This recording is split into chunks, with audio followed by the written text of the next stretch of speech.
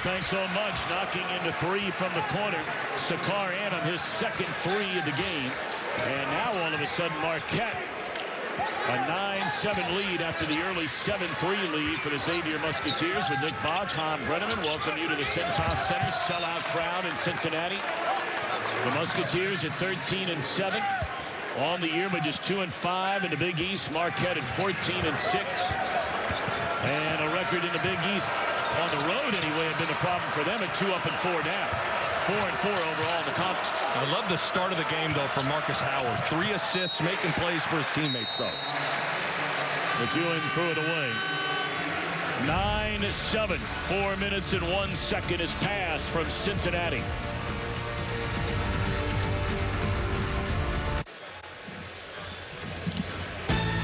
Along the banks of the mighty Ohio, from the Commonwealth of Kentucky into Cincinnati, FS1 College Hoops sponsored by Jeep Grand Cherokee. Xavier University campus, roughly about 5 miles just north of downtown. Look inside the Big East, a game you just saw, Seton Hall. My man remains unbeaten in the Big East Conference. That is getting it done. Well, that game kind of illustrates how deep this conference is. DePaul at 1-7 gave 8-0 Seton Hall all they could handle for 40 minutes in Jersey. And it's good to see Sandro Mamukelashvili back for the Pirates off of that wrist injury. Oh, boy. That's bad news for the rest of the conference. Arguably the second best player on the team is back. That's what Ralph Lillard told us a couple weeks ago. Said he's our second best player. And now all of a sudden they're ranked 10th in the country. And, you know, they keep playing like they're playing. They're staring at a number 1 and number 2 seed. Absolutely. Fremantle, the freshman out of New Jersey, had it rejected by Sakar Anam, and a 9-7 Marquette lead. They just left Anam alone, and he missed it. And then out of bounds off the hand of Marshall. Well, something you're seeing already is Howard letting the game come to him and making the right plays. 3 assists, 0 field goal attempts. But he's aggressive. He's impacting the game. It's always that balance for Howard, because he can make tough shots, but sometimes when he's got 2 on him, he's got to look to make a play for his teammates. Got the big fella, the 7-foot transfer from Utah, Chase Johnson, into the game. This is Howard. McEwen, little fadeaway. That's a tough shot. Kiki Tandy checks in for the first time as well for Xavier, freshman out of Kentucky. And when he gets hot, look out. Beautiful feed to Scruggs from Fremantle. And if you're Marquette, that can't happen. There's no reason to get overly extended against Xavier. Not a very good three-point shooting team. You got to play defense inside out if you're the Golden Eagles. We've got Marshall defending Howard. In the corner, McEwen not going to be there. Loose ball to Anam, and he'll stick it back. Good start for him. He has 8 of the Golden Eagles' 11. Again, asking both coaches, what's the most important thing tonight? Travis Steele, Steve Wojciechowski, without hesitation, each said rebounding. Both these teams want second chance opportunities. Quentin Gooden is playing for the first time since these two teams met in that blowout game back on January the 15th, playing in his 123rd game, 98 of those as a starter, but has lost his job. Fremantle, and that's an offensive foul, no doubt about it. Well, Xavier's been running pretty good offense. Watch as Sakar Anam gets overextended on Paul Scruggs. And because Kiki Tandy's in the corner, the best three-point shooter for Xavier, there's a little bit of real estate there when Scruggs cuts. Fremantle will leave.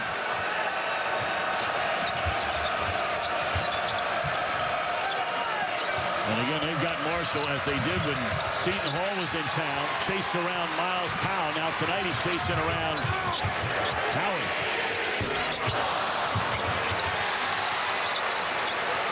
Musketeers are getting after it on the offensive rebounds and loose balls. Again, X-Men have lost 3 of 4, and 4 of their next 5 are on the road. Boy, how bad did Quentin Gooden need that one? Boy, that's got to feel good for the senior. Hasn't played in 2 games. Was 2 of his last 28 from the field before that shot. Steps up, rips it. He went 0 for 8 in the loss to Marquette and lost his starting job. And as Nick mentioned, it's the first time he's played since then. Good for him. Very likable young man who's had an excellent career. Shot clock at 5. Johnson, 7-footer with a left hand off the glass. Johnson's coming along. He was slowed down by a knee injury, the Utah transfer, at the start of the year. He's just starting to get comfortable, and he's absolutely making an impact.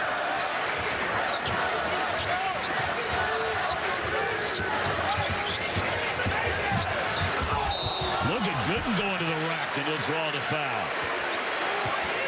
I mean, Tom, this is a guy, 4th all-time in assists, 97 career starts. I mean, he's played a lot of basketball, and he's a capable shooter. He's just been in an ice-cold slump. And sometimes all it takes is one to get your swagger and confidence back, and now you get to go to the free throw line as well. Well, he hit the 3 a moment ago. Gooden, a 62% free throw shooter. Does not go there frequently. You're talking about a guy who, you know, with a good, strong finish here, he'll still get to the 1,000 career points mark. So over 1,000 points and almost 550 assists. That's a good career. Well, and Gooden is so important because it gets everybody else on the floor in their natural position. Kiki Tandy's not a pure point guard. He's more of a scoring guard who's had to play point guard, and it allows guys like Paul Scruggs and Najee Marshall to just focus on scoring. So Gooden is an extremely important musketeer. Bryce Moore, number 11 for Xavier, has come on, and now he's defending Howard. Triple team as he got near the basket. Behind the back, and McEwen lost a handle. Here's Moore. He took the lid off on Sunday. He had not scored a point, not one, in Big East Conference play this year until Sunday. And this is a kid that shot 39% from 3 at Western Michigan, and he's just been cold as well. First shot for Howard.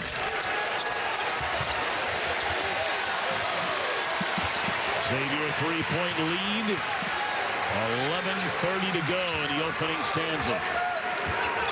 Well, Xavier's really come out and delivered the first punch here.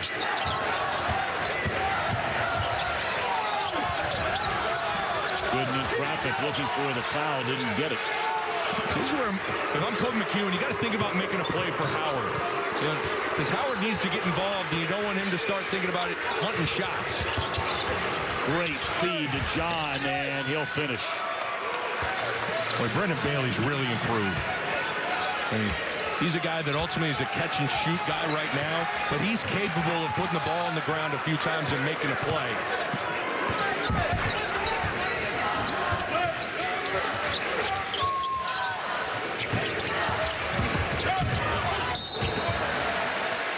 Whistle as Moore goes to the basket.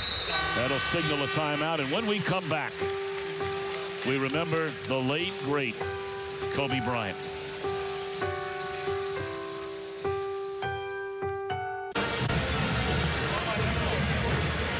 Of course, terrible news we learned on Sunday about Kobe Bryant and 8 others dying in that terrible helicopter crash, including one of his daughters.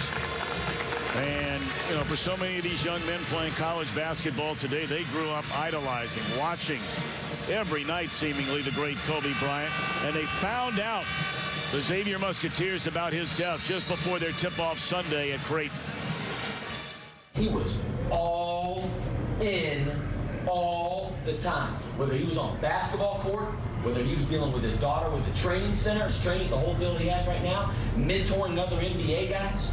Like, fellas, he was all in. He did everything with passion and a relentless pursuit of excellence. That's what I want to see today. Plain honor at him today. Travis made a comment yesterday that many of his players were very much shaken up. Wasn't using it as an excuse. He said the Creighton players had the same thing going on. But he could see it in some of his, young men's eyes. But I think everybody was shook up on Sunday. And I couldn't imagine going to go out there and play a basketball game. But certainly the influence of Kobe Bryant is felt all over the basketball world. Oh, my. When those start dropping for Gooden, look out. 2 threes for Quentin Gooden.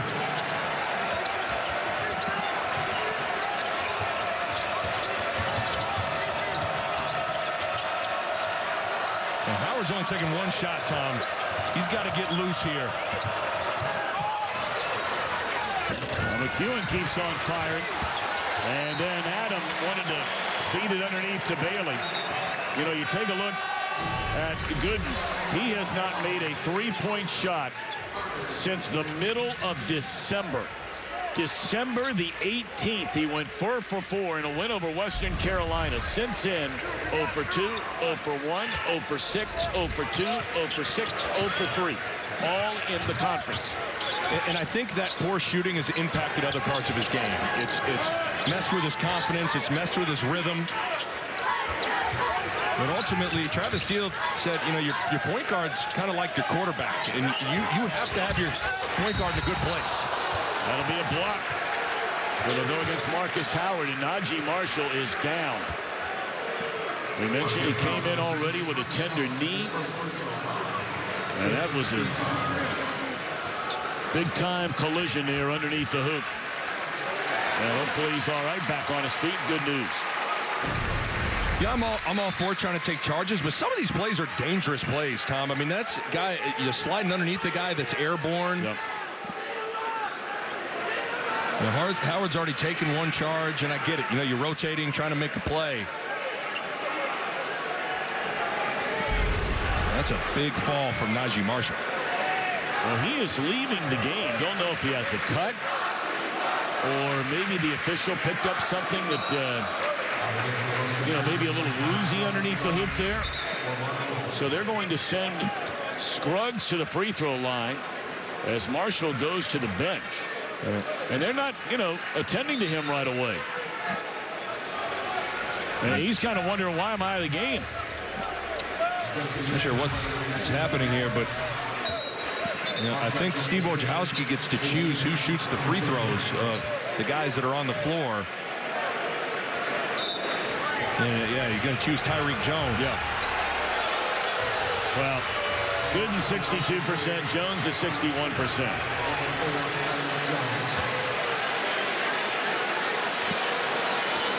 And then there's no one, you know, from the medical staff, the trainer. I don't think there's anything wrong with Najee Marshall. You have any guess at that? You know, maybe just got banged up. Sometimes you need a moment to collect yourself.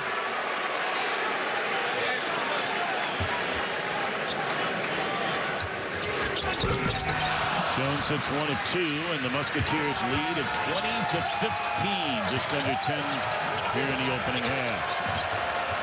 Xavier's committing to collapsing on Marcus Howard penetration and screens, so the other Marquette Golden Eagles going to have to knock down some shots.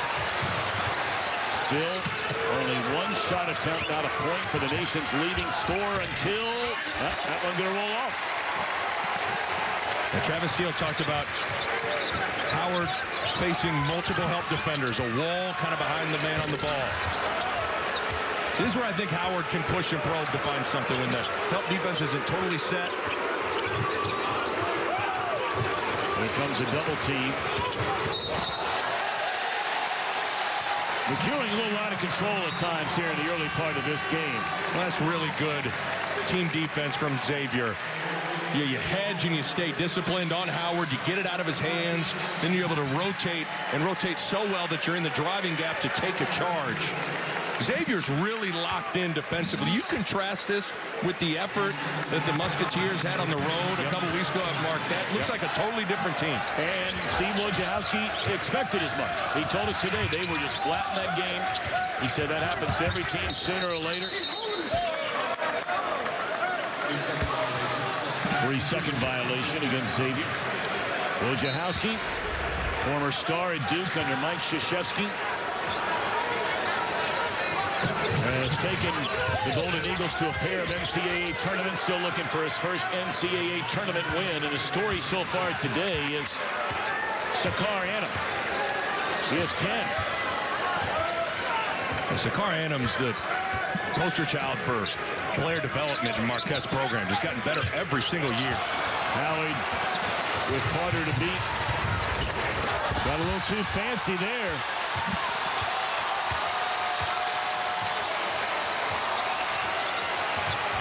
Threw that up from somewhere around his hip rather than going to the rack. Sometimes you get too caught up in where the defense is at. Tip goes down for Tyreek Jones.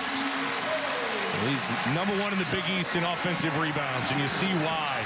Big body, good instincts, quick jumper, Mr. Jones.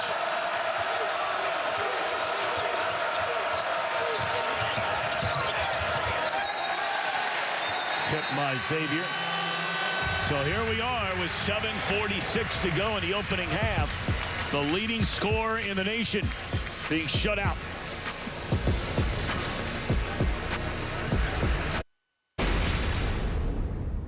We got one stop, we're on 1 kill right now. We're 2-1 on that war. On that war. Now listen, we didn't give up one layup that war, no threes. No threes, no, I don't want any layups. I don't want any rhythm threes. All right?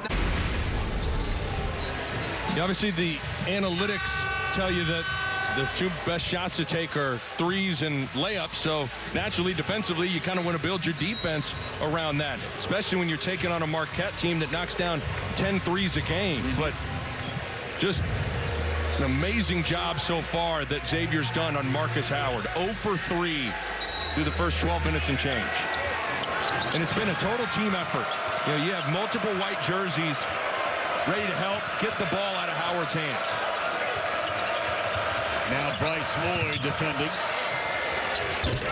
Well, there you have it. Marcus Howard on the board at the 7:30 mark.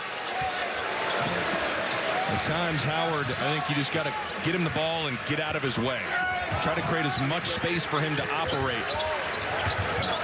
He's got to get rolling. Now 6 points away from reaching 2,500 in his spectacular collegiate career.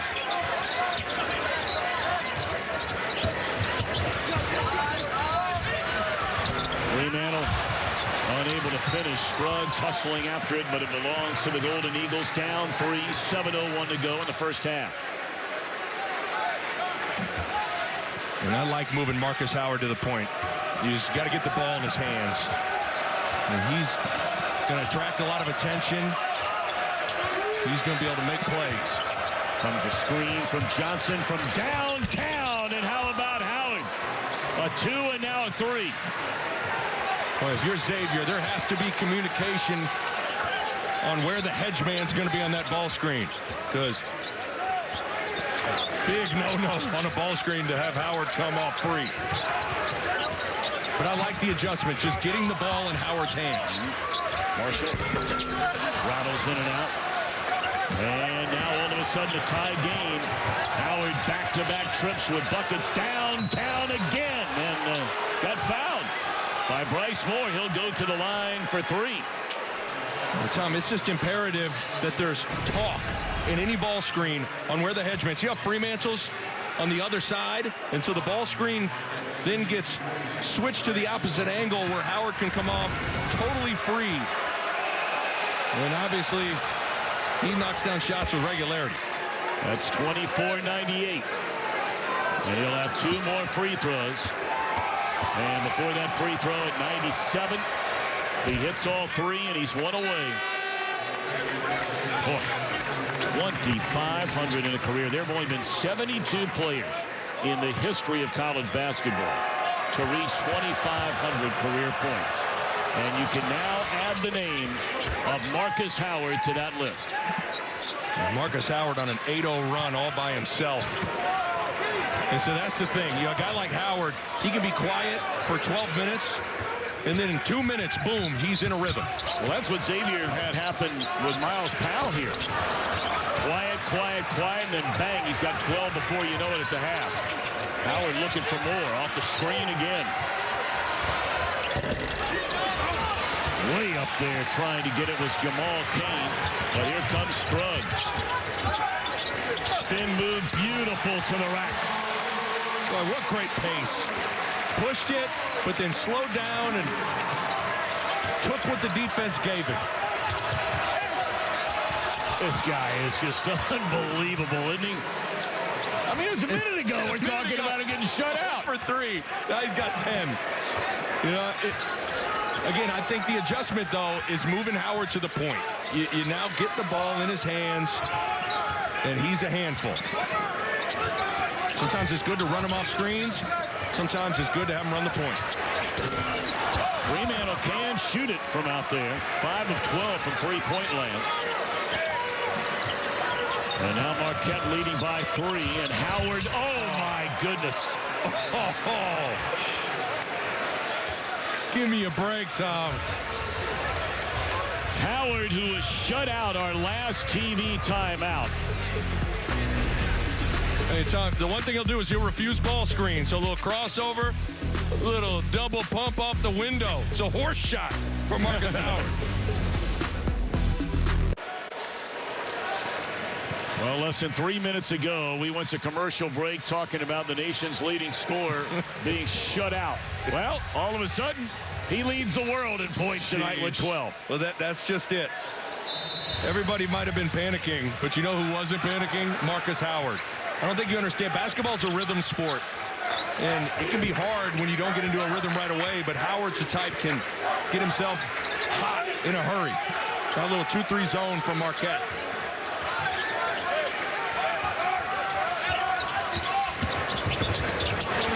Great feed from Scruggs to Carter. Again, Travis Steele telling his team, do what the game tells you to do. Paul Scruggs penetrates, attracts help, dumps it down. Game's pretty simple when you keep it simple. Najee Marshall chasing around now, Marcus Howard. And they forget all about Johnson, and Adam found him under the basket for an easy dunk. But there's no weak side help because Marcus Howard's on the weak side. So you don't want to leave the hottest guy in Cincinnati. And Jace Johnson flushes it.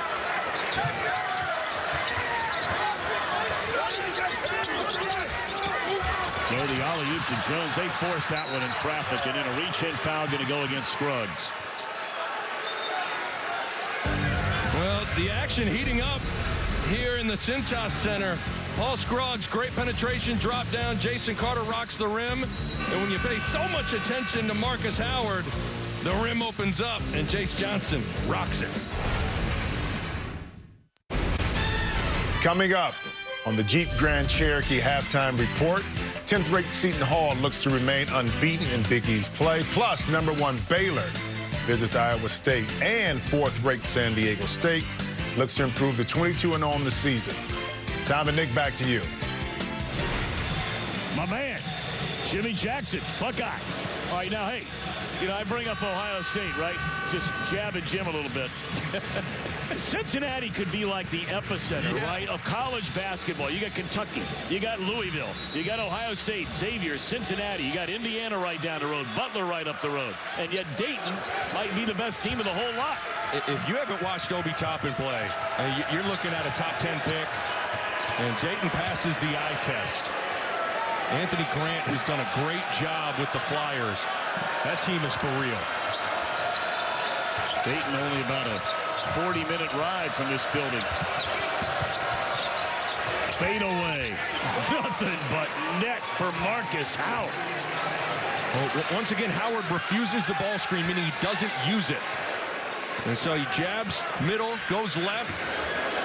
But I mean, that's just such a tough shot over the long arms of the 6'7" Najee Marshall. But Marshall has to force Howard into the screen. Gorgeous lead now for Marquette. And Jones draws a foul underneath on Johnson. That'll be his second. So, Tom, when you're on a side ball screen, you have to force Howard in the screen. So Marshall gets caught peeking. And 2,500 points.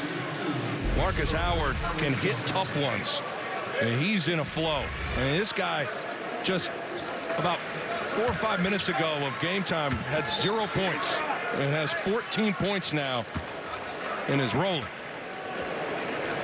I think the big thing, Steve Wojciechowski moving Marcus Howard to the point guard spot, getting the ball in his hands a little bit more. Got to push the right buttons. Now Howard will go take a seat. Kobe McEwen checks back in. Well, they actually gave that last foul, not on Johnson, but on Howard, so that's his second foul. Significant. Very significant, considering you have 3:08 to go now, and he might be on the bench the remainder of the half. We'll see. Jones 2 of 3 from the line, 2 of 4 from the line. Obviously, it's always tough when Howard's off the floor. Where does offense go? Sakar Adams been hot, where the ball movement has to manufacture the shot rather than the individual.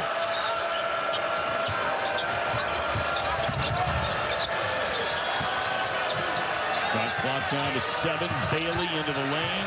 Good ball fake. But missed a shot. Got it back. Missed it again. Big opportunity here for the X-Men to finish this final 2.5 with Marcus Howard maybe sitting on the bench, going a little run here.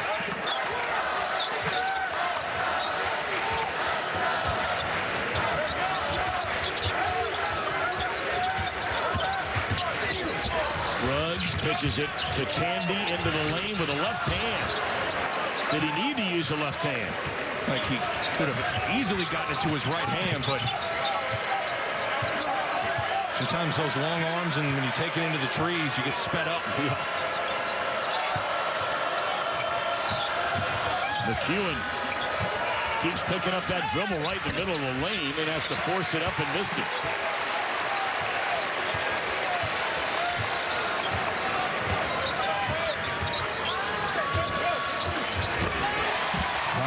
Jones has come alive. He has 8. Really good body control for Jones to be able to catch and stop and not have his momentum fly into the defender for a charge and then have the touch to float it up. Adam off to a great start tonight. And now Bailey for 3. That's a big shot for the Golden Eagles. Boy, if you're Quentin Gooden, don't need to help, especially off of Bailey, who's a 39% three-point shooter. Got to have discipline off the ball defensively when you're dealing with Marquette. 1 minute to go until halftime. Gooden to the basket and had it blocked, then knocked out of bounds by Johnson. Shot clock still at 9. That ball never caught iron. And John back in for Johnson. Thought maybe we'd see Howard come run back out there with under a minute to go for one final offensive possession. Maybe we will. Could be a timeout to get it back on the floor. And to put it up. And then tipped in by Tyreek Jones. The heck of a tip in.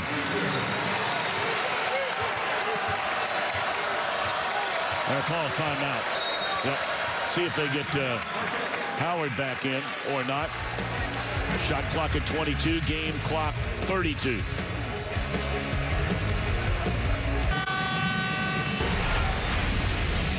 Well, at the 7:46 mark, this cat right here was 0 for 3 from the field, but since then, he's been hot.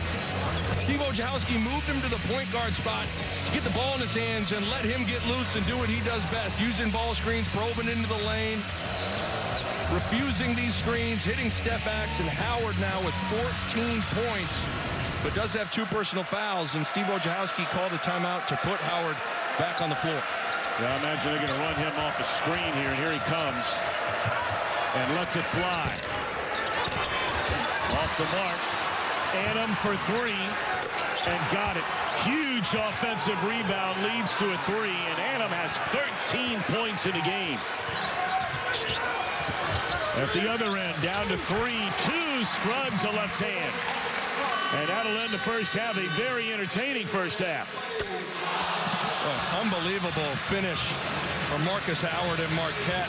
A little too high scoring right now for the X-Men, but that was a competitive 20 minutes of basketball. Howard with 14 over the final 7:45 on the other side of the break.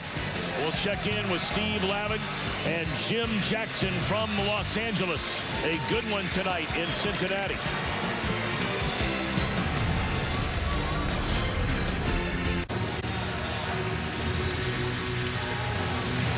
Back in Cincinnati at the Cintas Center, our first half stats brought to you by Jeep Grand Cherokee. Marquette averages 10 pointers per game, better than halfway there already. Yeah, the three-point line was enormous for Marquette. And Xavier's got to be a little bit more disciplined. You certainly got to plug up the lane when Marcus Howard drives, but you got to be smart and only help when help is needed. You know, the reality is Xavier actually did a lot of good things in that first half, but Travis Steele has talked about how until this team buys into being an elite defensive team, it's going to be hard for them to kind of get it right. And to give up 39 points and allow Marquette to shoot 52% from the floor is problematic. But that guy was unbelievable. Nation's leading scorer and a candidate for player of the year, but he had help. Really, the top two guys that get most of their points are the two that did in the first half. You had the 14 from Howard, and Sakar Annam had 13. So Marquette with the basketball and a 6-point lead. We're underway in the second half from a sold-out Cintas Center on the campus of Xavier University in Cincinnati, Ohio. Miss Brandon Bailey on a pick and pop. Howard looking for a whistle, didn't get it. It's interesting to note the Musketeers' leading scorer, the man with the basketball a moment ago, who just gets the assist on a three to Fremantle. Najee Marshall did not score in the first half. It's important that Marshall let the game come to him. He can at times hunt a little bit. It's a great penetration kick to Fremantle, who's emerging as a three-point threat as a freshman big.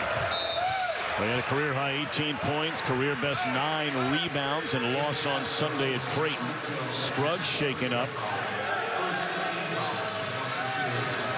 Junior out of Indianapolis.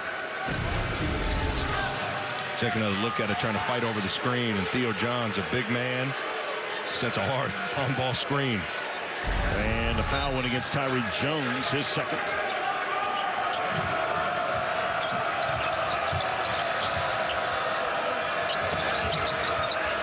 Robin down low to John, working on Jones, who has the 2 fouls.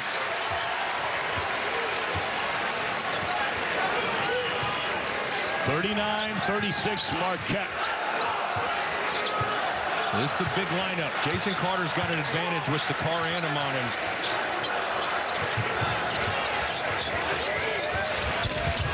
Marshall still scoreless. And knocked out of bounds by Xavier, belongs to the Golden Eagles. See, I don't like that shot. That was actually a set play for Marshall to try to drive it, and Marshall settles. You know, he's such a talented player, but sometimes his shot selection can be an issue. Here comes Howard. 2 guys pick him up. John was standing all alone under the basket, but yet 2 huge bodies standing in front of Howard. Howard was pounding the ball. He needed to have his eyes up. John really struggles at the offensive end. He only averages 5 a game. Yeah, for a big guy to shoot 47% from the floor, where, I mean, every one of his shots are inside of 5 feet. That kind of tells you the efficiency. Fremantle had it rejected by John, and that'll be goaltending. So the bucket goes to Fremantle, who has 5 to begin this second half, and Jones is down on the floor. Oh, wait, they call a foul? Oh. They called a foul on... So what the call was? A foul on Kobe McEwen? Oh. Trying to block out. Also, I take away the basket from Fremantle. Well, it should have been a goaltending as Theo John grabbed the net on the way up. You grab any part of the basket on a shot, it should have been a goaltending. And that's what Travis Steele is trying to sell to the officials. Trying to post Howard up with Paul Scruggs. Marshall spin move. And he's on the board for the first time. Najee Marshall averages 17 per game. I suppose that's why you can hunt every once in a while. Marshall can hit shots like that. And I still like Marshall driving the ball to the basket. Oh my gosh, ankle breaker. And then missed the 3. Man, does he have some kind of crossover. And now Scruggs. Xavier trying to take the lead. It's been a while. since very early on in this game. Carter. Not there, and then a push by Scruggs on Bailey. Well, certainly your leading scorer's got to get rolling, and Najee Marshall's had his foot on the gas from the jump here in this second half. That's a tough shot, but not a lot going on in that possession, and Marshall has to attack.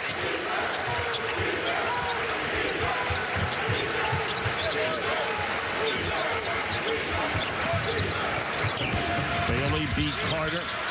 Little fade away along the baseline and air ball. So I think Xavier needs to find the mismatch with the big lineup. Whether it's posting up Fremantle or Jason Carter.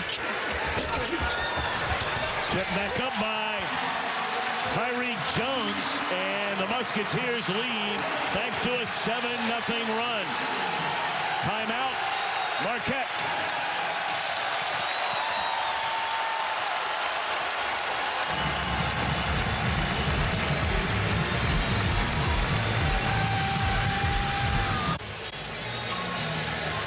Super Bowl Sunday.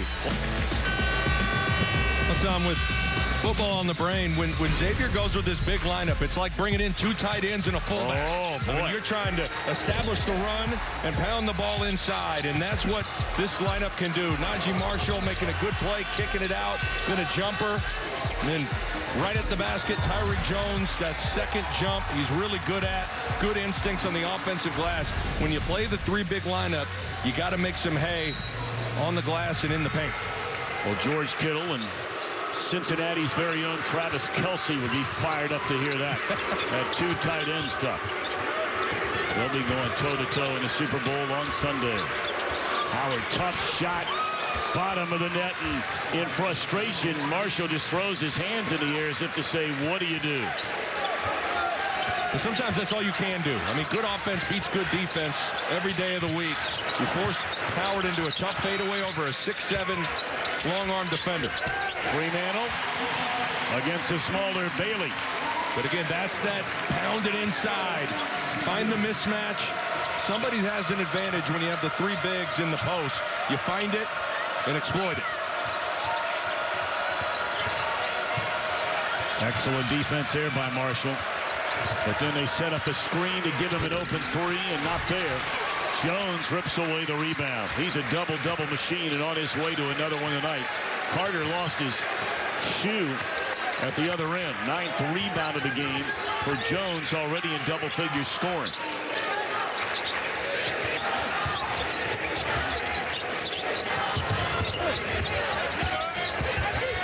You knew that was going up. I like it when Marshall or Scruggs play with their back to the basket because they're willing passers. Good offense.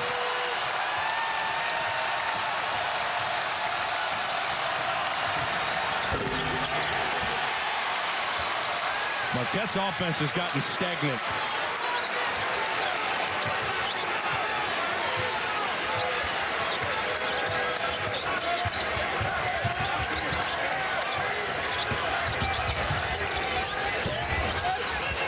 Marshall follows his own shot and sticks it back to the left hand. 13-2. Musketeers run.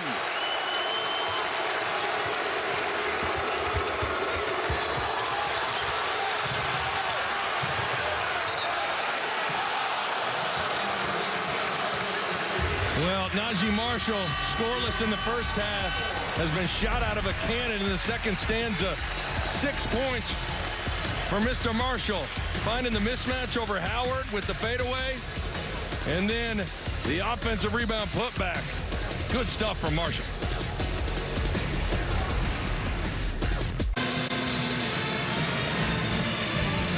FS1 College Hoops sponsored by Jeep Grand Cherokee.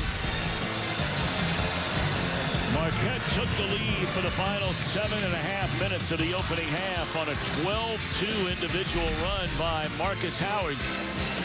And going into play, these 2 teams hunting for wins, especially Xavier down there at 2 up and 5 down. Marquette 4-4, and both with aspirations of reaching the NCAA tournament.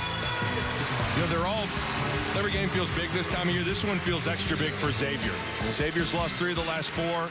After tonight, 4 of the next 5 are on the road. And Xavier, I hate to use that D word, desperate, but they are desperate for a win. There's no doubt. There's no doubt about it.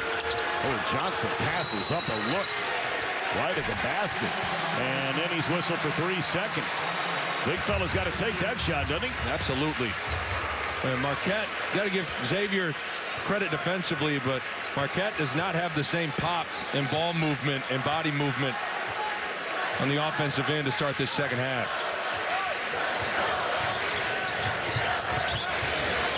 Gooden back in the game, gave him a nice spark in the first half. Did Quentin Gooden, first game he's played in the last 3. Little fade away. That's a forced shot there by Scruggs. And Xavier will fall into that habit as well. We've seen it many times already this year, Nick. Howard in traffic draws a foul. He'll go to the line for 2. Yeah, there's no question. Travis Steele has talked for almost 2 years now about shot selection with this group, understanding what a good shot is. And oftentimes when you don't take a great shot, it springboards the opposition the other direction. And Howard, instead of settling for a tough jump shot, would not be denied and gets to the free throw line. 4 of 4 from the strike.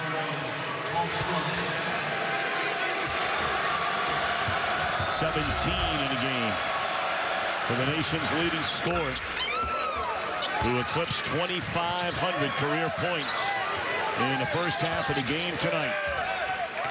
One of 72 players all time to hit that number.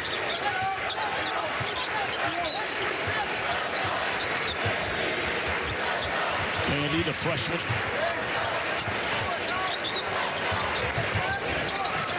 Lays it off to the senior. Beautiful pass to Carter, and he missed a dunk. Or did he get fouled? He did. That'll be on Johnson. And that will be his second foul.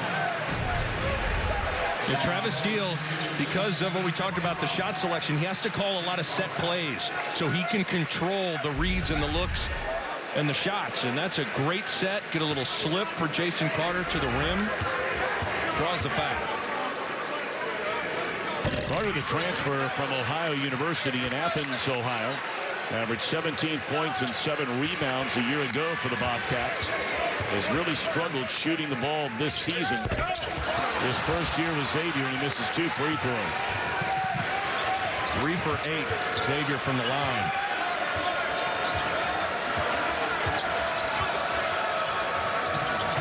Three-point Musketeers lead.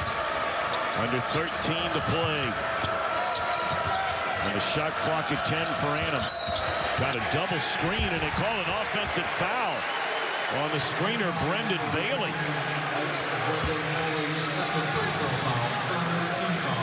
What do you think of this?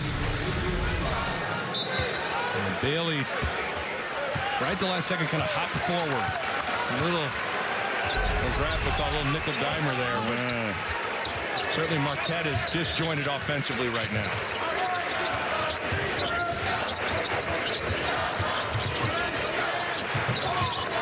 Marshall defended by Kane along the baseline. That's a nice pickup right there by Jamal Kane. And Howard had it blocked by Gooden. And Howard is down underneath the basket, got hit in the face. So it's a 5-on-4, and Tandy for 3.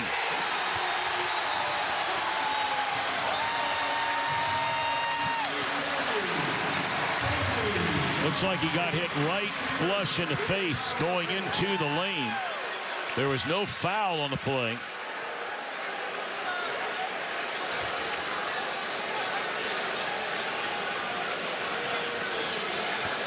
Big sequence, obviously. Big shot. Taking a look at Howard as he's going up. Jason Carter caught him an elbow right on the nose. Fremantle, excuse me. And obviously you got numbers on the other end, 5-on-4, and you find a 3. Boy, that was flush.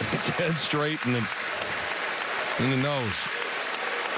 And the refs are going to take a look at it, but certainly inadvertent. You know, by the way, to clean up something from earlier in the game, we were wondering about why Najee Marshall left the game. If the trainer comes onto the floor, the player has to leave the game. We did not see him come out because he didn't come all the way out, but came out far enough. Boy, that's pow. Hit hard. So the trainer comes out to look at Howard, and he will leave the game. Hopefully he's all right. Some bleeding in the nose. He won't be over there long. It's a tough cat. Boy, he really got hit.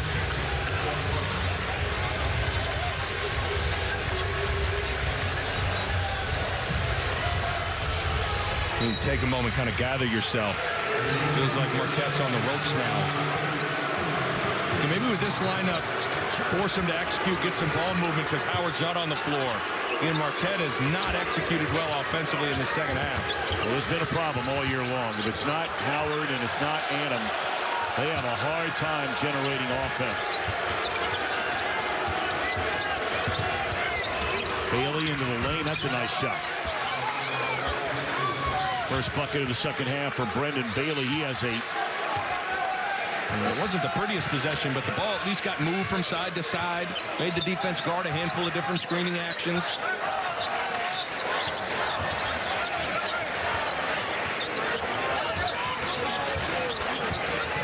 Double team Jones down there in the corner. Steps through it. What a pass. And then a foul is going to be called on Kobe McEwen. Boy, Jones split that double team and delivered a beautiful feed. We'll see if Howard's able to come back in when we return. Get stops down there. Listen, we're doing a great job. We're doing a great job. Multiple efforts on that ball. They got to see a tight defense. Marcus Howard's back in. Just make him earn everything. Well, Travis Steele has been leading his case to his team to embrace who they are, and that is an elite defensive team, buying in on that into the floor. And so far through the first almost 9 minutes in the second half, the X-Men have been outstanding on D, holding Marquette to just 6 points in 9 minutes. And he misled us. Not only is Howard not in the game, he is no longer on the Marquette bench. Fremantle hits the first of 2. I would imagine they're taking him inside to perhaps x-ray his nose. Yeah, it didn't look good. Certainly extremely important. And now Sakar Annam and his playmaking becomes vital for Marquette. And once again, I think it's the ball movement and the player movement has to manufacture the shots for Marquette. Annam penetrates. Tough shot. Can't get it. And Jones a rebound. A double-double again tonight for Tyreek Jones. 12 points and now 11 rebounds. His 11th double-double of this season alone. Second most in the conference. This is going up. So he got pinned in the corner, and Tandy not there. Good play, though, from Marshall. Saw all the defense he attracted, kicked it out. Now Bailey off the iron. But Quentin Gooden, Tom, no need to help there. You have to be intelligent with when you're helping off the three-point line and when you're staying attached.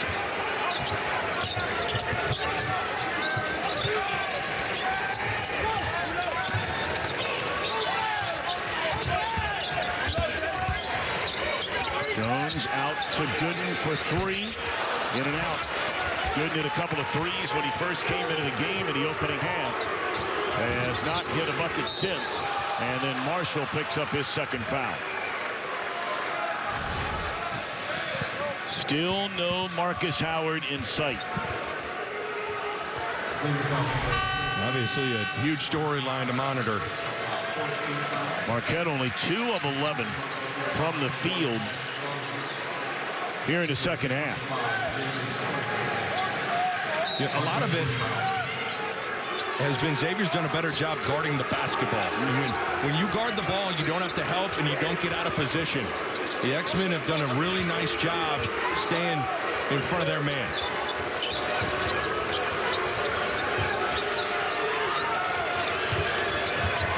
Adam coming off the screen. Good help. Shot clock at 1, and they don't get it off. That's a great defensive possession. You got to have trust. Jones trusts his teammates that they'll cover him as he hard hedges. Forces the 11th turnover for the Golden Eagles. Clock closing in. We're down to 9-12 to go. Kick it out for Gooden again. That's his third three of the game. He had not hit a three since the middle of December.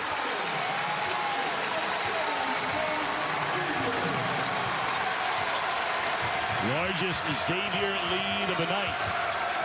In front by 8.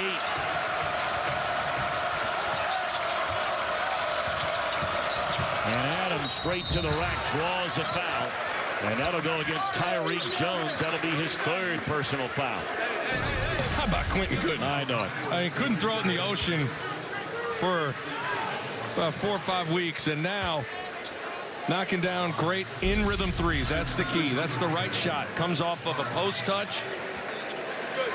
And that's a great kick-out, knockdown shot from Mr. Gooden.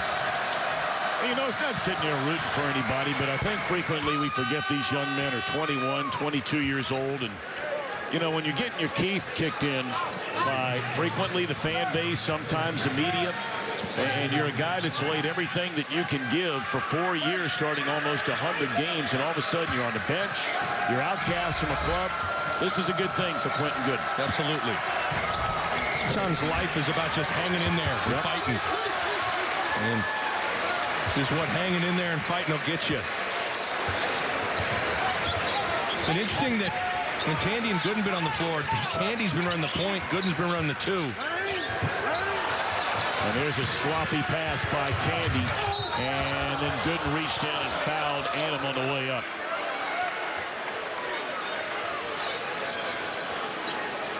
Well, if there's ever been a time for Sakar Annam to go from his Robin role to Batman, it's right now. Marcus Howard and his status returning, being unknown at this point, Annam has to step up. Xavier turns it over here in the second half for just the first time. That has been an issue for this Musketeers team over the last 2 years.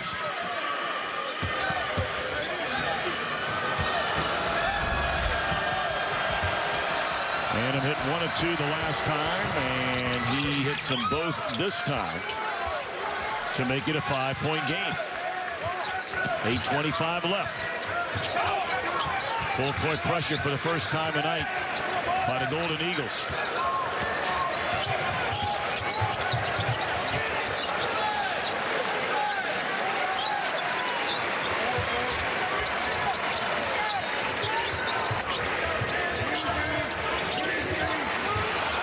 And another turnover. Adam draws a foul once more from Gooden. So back-to-back possessions, back-to-back turnovers. Marquette has life.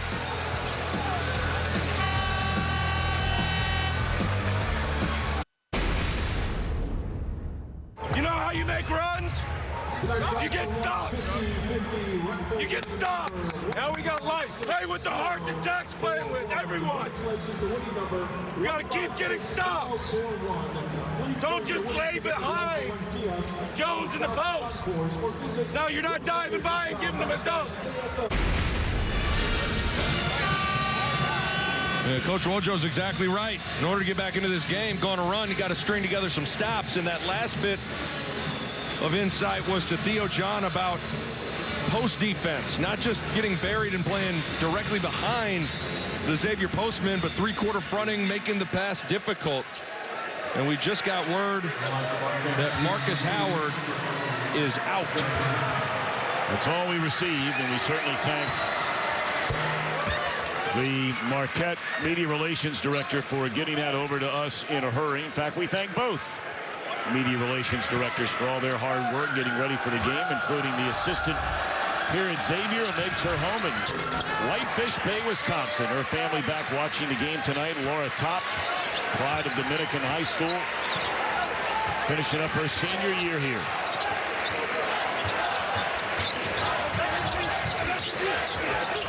Four-point game. Tyreek Jones nowhere near the basket.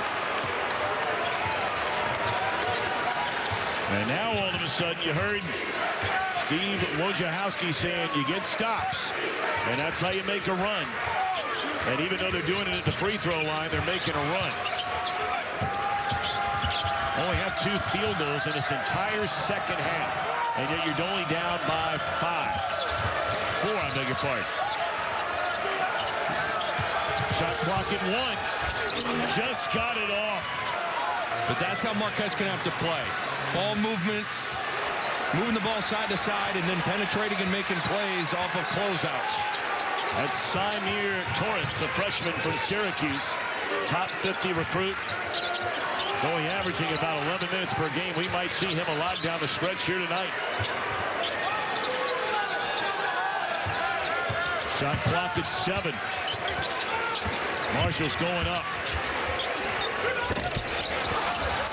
And now all of a sudden a chance to tie or take the lead as Xavier has gone stone cold. And a turnover by Adam.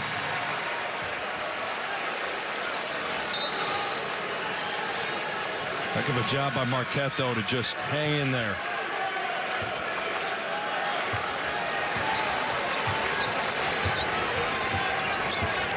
Again, Marcus Howard had to leave the game, and that'll be a push-off underneath.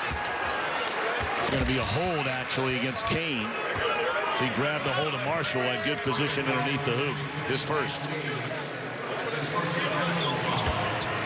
It's a 15 foul. Marquette already in the bonus. Xavier 2 away.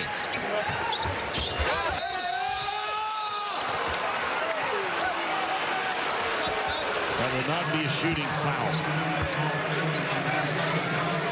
Something that Marquette can think back to is the Jacksonville game all the way back on December 5th. Marcus Howard did not play in that game. Yep. So there's at least been a time where you've played a game without Howard and won.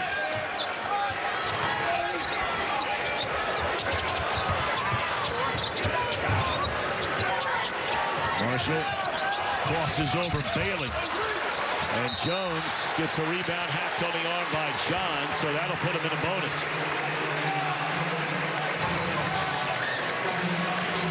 Huge day of hoops coming your way Saturday on Fox.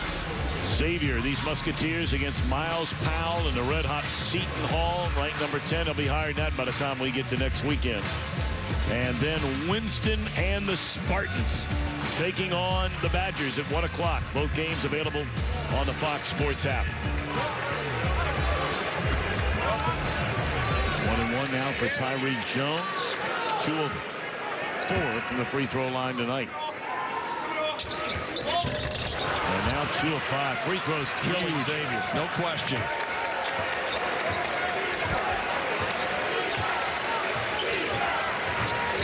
It's been a 3-minute drought for the Musketeers. And I'm going to pull up for 3. In and out. 5:50 to go. This one looks like it's coming down to the last minute or final possession. It's got to be inside out for Xavier. Try to get a post touch, get the ball into the paint.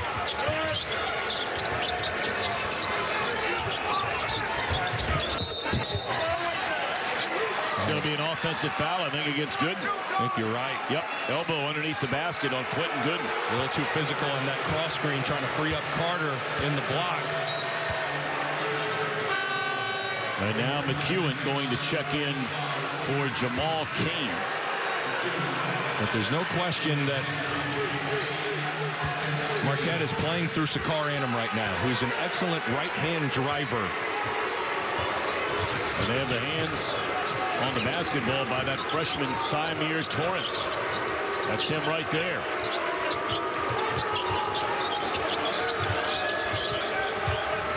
Shot clock at 12.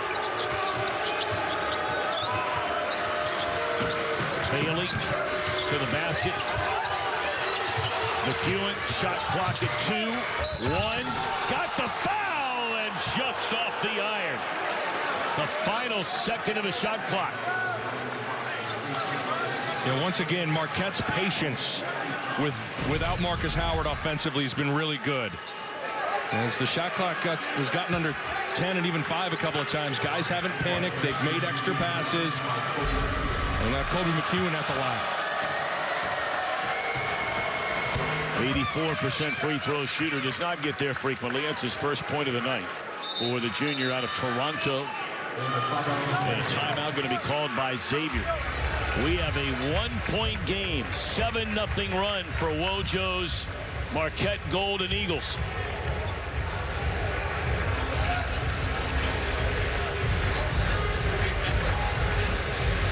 Time now for our academic ambitions, sponsored by SoFi. Get your money right, all in one app. Daniel Ramsey has not officially been declared as a redshirt, although it's trending in that direction. He's had to battle through some injuries. But boy, what a great start to begin his college career academically. Setting the tone. Usually there's a correlation, Tom. You take care of your business in the classroom, it spills over onto the court. You got it.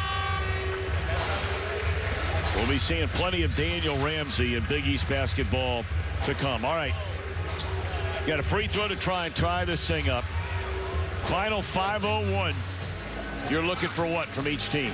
Well, I think rebounding is going to be crucial. You know, both these teams have really slowed down in terms of being able to make shots. I think whoever rebounds the ball the best is going to be in great position. And I think Xavier has gotten ice cold. Got to go back inside out. Continue to try to play through the post or the dribble drive with Scruggs or Marshall. 4-minute drought for the Musketeers. 3 turnovers.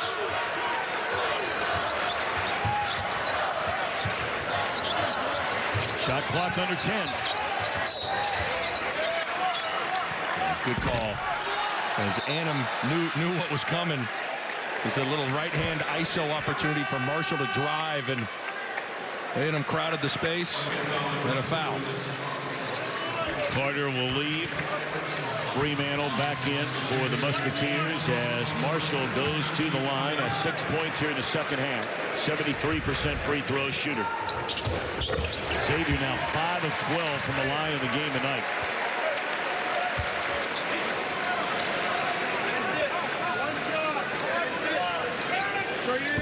You know, defensively for Xavier, right now I'm thinking about forcing Marquette to make tough twos. You know, don't overhelp on penetration. Also don't bail out with fouls. Because with this group, the one thing these 4 or 5 guys can do is catch and shoot threes. Xavier 5 of 13 from the line in the game. Bailey for the lead. Too strong. We're down to 4:15 to go, and Xavier will walk it up with a 1-point lead.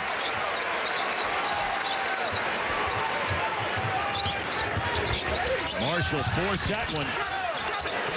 That's not a good decision there. It didn't look like by Marshall. Yeah, especially early in the shot clock. You can get a contested jump shot anytime. I'm going to work things around a little bit. See if you can't get a better look than that. And defended by Gooden. Into the lane, left hand, contact, no foul. And Xavier with the basketball, now 3:40 to go. And Travis Steele may want to call a set.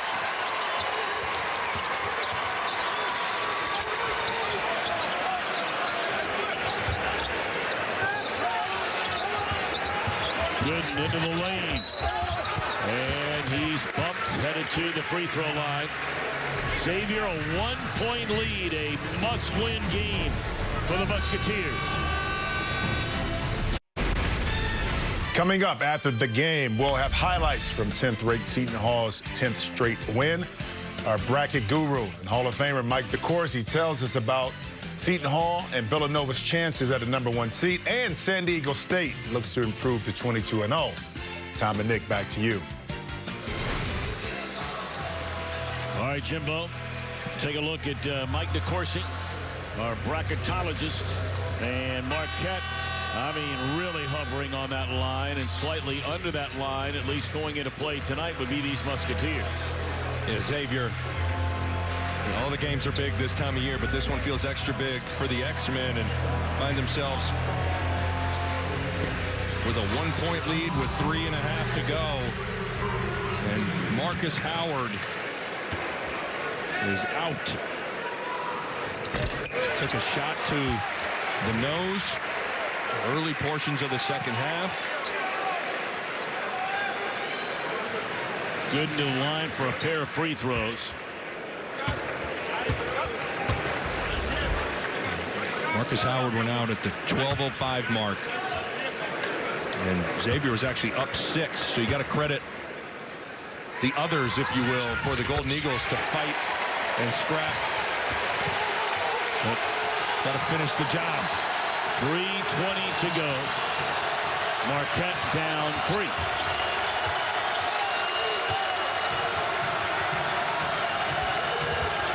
Adams, second leading scorer, and they're leaning hard on him. Now the shot clock down to 12. This is McEwen looking around. Boy, they've missed that guy right down the lane about 15 trips in a row when they double team the ball out by the key. Bailey off the mark. John tried to bat it out, and Scruggs a rebound. 2:50 to go. Well, Marquette's just had a hard time offensively. Without Howard, the X-Men have really sunk their teeth into the Golden Eagles.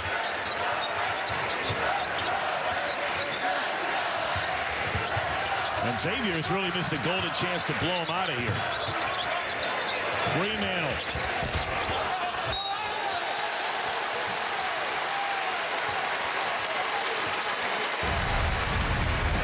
Marcus Howard had it rolling in that first half. Started out slow.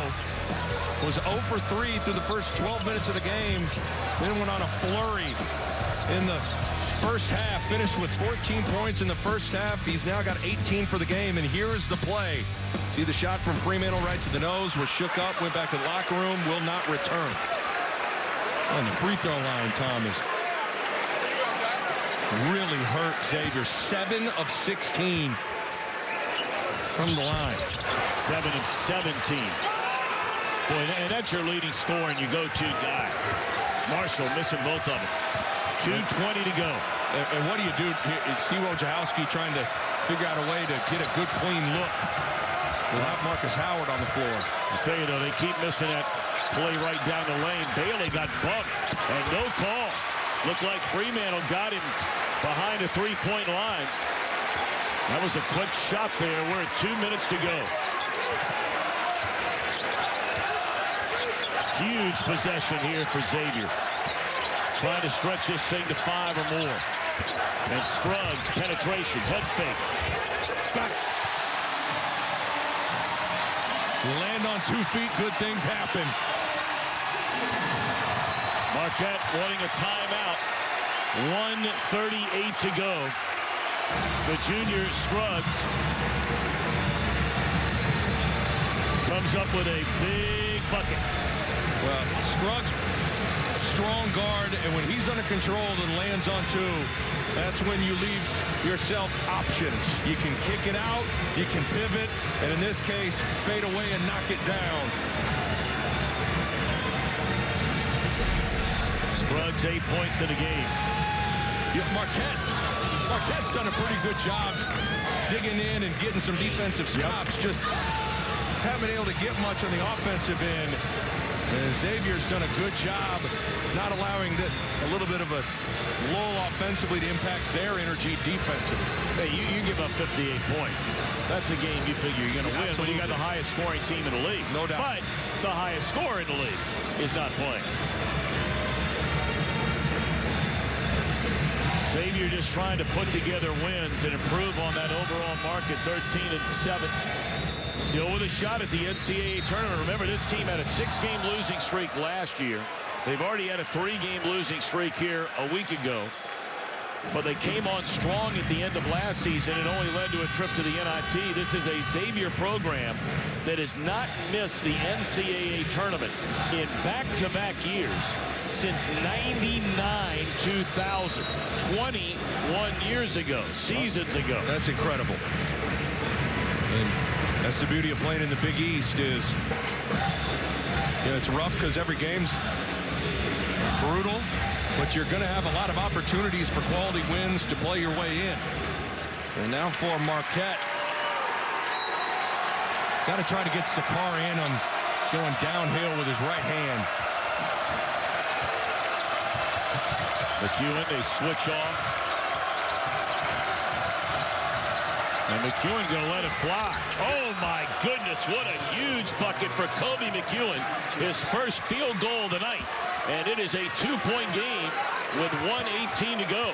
Keep in mind, McEwen hit the 3 to tie the game to send it into overtime at Butler last Friday. So he's not shy when it comes to the big shot. And a big one it is. So Tom, this is almost the exact same spot that McEwen hit the 3 to send it into OT against Butler. I mean, you're talking about a guy that scored over 1,000 points for his career, the Utah State transfer. He was 14 a game for Utah State. It's a talented scorer. Well, he was the Mountain West Freshman of the Year at Utah State, then sat out last year, now playing as a junior this season for Marquette. All right, here we are now, and look, we've talked about how much Marquette has been struggling on offense since Howard left the game. Xavier equally has struggled on offense. So now, with 24 on the shot clock, 1:12 to go in the game, where are you going on this possession? Well, I still, you got to have something in the paint, whether it's via the drive or the post-up.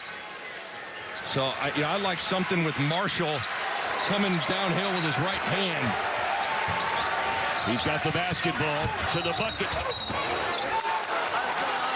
Oh, they're calling an offensive foul there on Najee Marshall. Then he cleared out with that right hand as he ripped baseline. Take another look at it. So watch the right hand. Oh, might have got him with the elbow, or boy, that's a tough call. Man, oh man, oh man. All right, 1 minute to go. McEwen to tie, and nothing but net for Kobe McEwen. All right, Xavier going to walk it up. 51 to go. No timeout here by Travis Steele. Again, I like Marshall or Scruggs making a play. Tyreek Jones lost the handle. Carter watches as Fremantle lays it in, but that ball went out of bounds. I think Fremantle, did he pick it up out of bounds? I think he had his left foot on the baseline, but how about Kobe McEwen, a little 5-0 run himself. Great elevation on the mid-range jumper. And Steve Wojciechowski's been searching for who he wants to make plays. Was Annam, now it's McEwen. McEwen had not had a field goal the entire night. He has a 3 and a 2 to tie it. And he has the ball, defended by Scruggs. You'd imagine this will be a switch. If Annam sets this screen, Scruggs and Marshall can just switch this. But here comes the big, so you got to hedge. McEwen, shot clock at 7. He's letting it fly. From way back. And he's fouled by Najee Marshall with 2 on the shot clock behind the three-point arc. Boy, defensive poise. You have to let the shooter land. Take another look at it as Marshall's going to come in and contest. Might have been a little bit of a right leg kick out for McEwen, but nevertheless, there's contact, and it looks like Marshall comes into his area. A couple of tough calls on Najee Marshall, though. An offensive foul, and now a foul on a 3.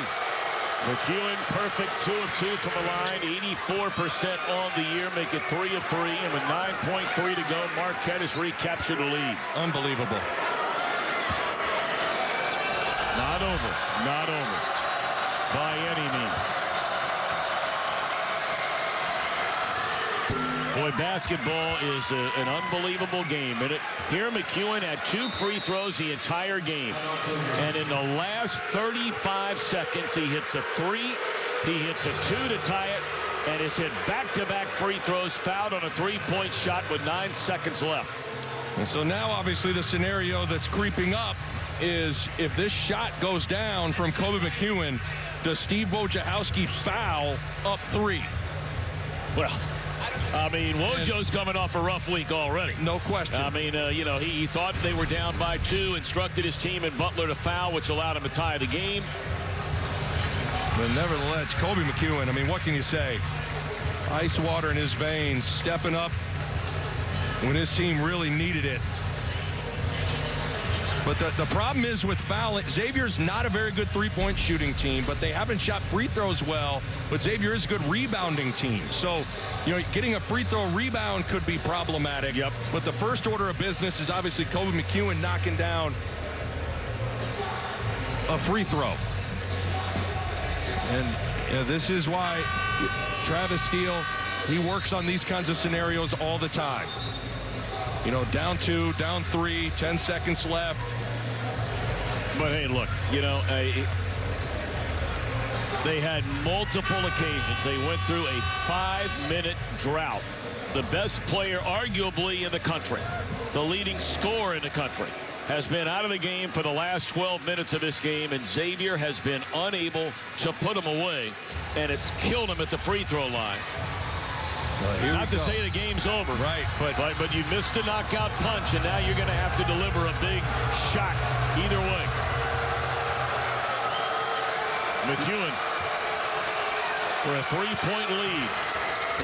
Well, I mean, nothing but net. He scored their last 8. Marquette wants to foul. We'll flip back. Marshall to tie it. Oh, my goodness.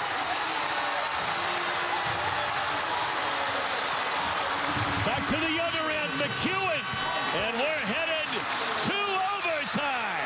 Marshall whistled for an offensive foul at one end. Fouled on the 3-point shot to give up the 3-point lead. And he says, take that with 2 to go. Keep in mind, against UConn in November, Najee Marshall hit pretty much the exact same trailer 3. Unbelievable. Third time this year that's happened. And that's the look. That's the old Chris Jenkins play, if you will. Little flip back to the trailer. Marquette elects not to foul. Annam goes under the handbag, and Marshall delivers. And we're going to overtime. How about that? You really think about the last 2 minutes of regulation here for Marshall. He misses 2 free throws. He gets whistled for a shaky offensive foul, right? He fouls down at the other end with 2 seconds left on the shot clock, allowing McEwen to hit 3 points for the 3-point lead. And then, bang, sending us to OT. And the overtime, sponsored by Jeep Grand Cherokee from the Cintas Center in Cincinnati. 61 apiece, 5 minutes put on the clock. Unbelievable. I mean,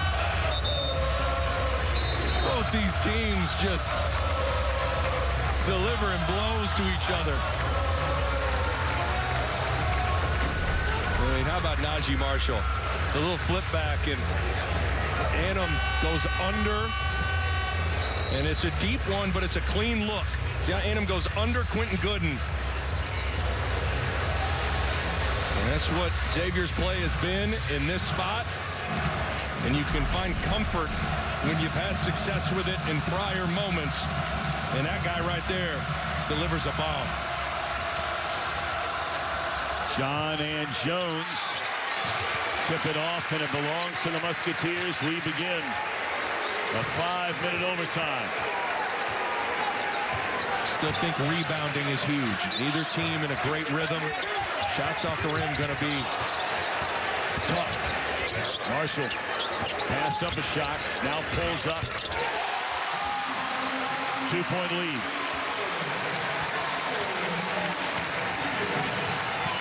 Marcus Howard had to leave the game. Took an elbow to the nose on a rebound by Fremantle. There's that pass we were talking about earlier, and it's stripped out of there, and it belongs to Xavier. Yeah, finally hit the roll man, but John brought it down low where the defense can get it.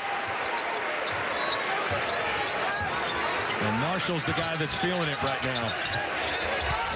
Fremantle. Looked like Marshall may have gotten away with a push underneath the hoop.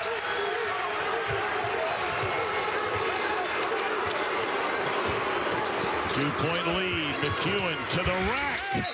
And he got it to go, and he'll go to the free throw line. Holy mackerel, how about Kobe McEwen? Boy, stepping up when his team needs it. The change of speeds. See the little change of speed? Gets Jones to rise up, and then he is able to burst it right past him. McEwen has been enormous because Marquette has been searching for something offensively. And it looks like the Golden Eagles have found it in McEwen.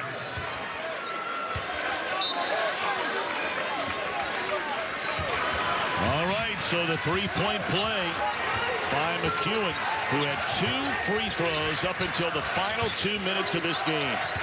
Scored the final 11 of the half, and that'll be a blocking call. It'll go against Brendan Bailey, and it will send the senior Quentin Gooden to the free throw line for a pair. I think what's working best for Xavier is penetration off of ball movement, getting the ball moving side to side, and then one of Scruggs, Marshall, or Gooden just driving it into the paint. Post-ups have been harder to get. We're talking about the third time it has happened this year for Xavier. That 3 ball is good and got it to go to tie up the game. We mentioned 3 times. You had the tie in regulation against Missouri. Xavier won that game in overtime. Then against Connecticut, Xavier won that game in double overtime. Gooden can't give him the lead. 64 apiece. 3:30 to go in OT. Ball screen coverage got to be a little more on point for the X-Men against McEwen. That's pretty much all the offense is right now, is just McEwen looking to drive. And here's McEwen to the rack. You have got to be kidding me. A GPS on the rack for Mr. McEwen. Hey, this thing touched the ceiling. Unbelievable contest from Jones through the contact. And instead of setting a ball screen, Annam slips out of it, so there's a little bit of hesitation, creates a seam. Oh, my goodness. Kobe McEwen. I don't know if I've ever seen a player finish a game like this guy's finishing a game. And when that's falling in for you, you're living right. Both of them, the shot and the free throw. 3-point lead for the Golden Eagles. And here's Marshall from 10 to bring them within 1. Here, Marquette's found some rhythm with McEwen. Got to have the Musketeers got to make someone else make a play. McEwen off the screen, was looking for John, and then kept his dribble alive when Good knocked it out of his hands. And McEwen's not giving it up. Forced that one, and he gets it back. A good play from Theo John, just pursuing the ball, keeping it alive. 2:25 to play, shot clock at 7. McEwen's going up again.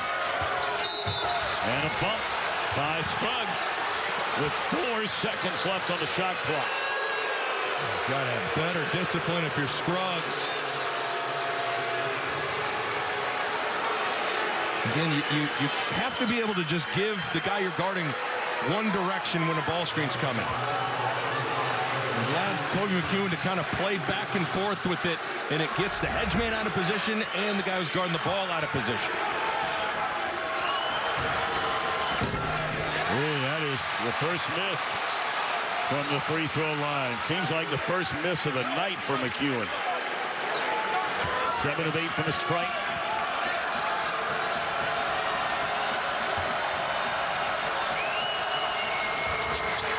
8 of 9. And a 2-point lead for Marquette.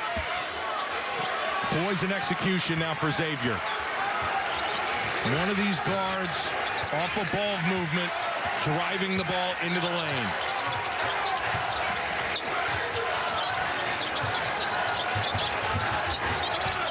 See, that's not off a ball movement. You know, that's one pass. The defense can load up, get in those driving lanes. Scruggs tried to spin back to the inside and had it stripped out of there. Under 2 to go. Big defensive possession here for the home team.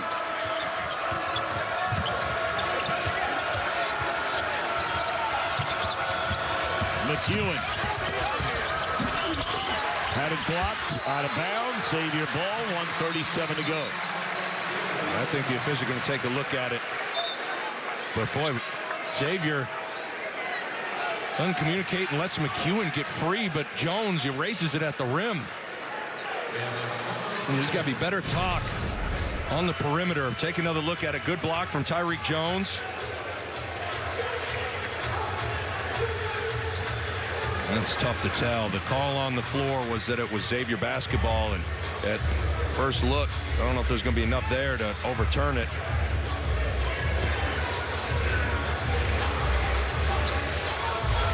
Doesn't look like it, does it? That's tough. My guess is this call stands.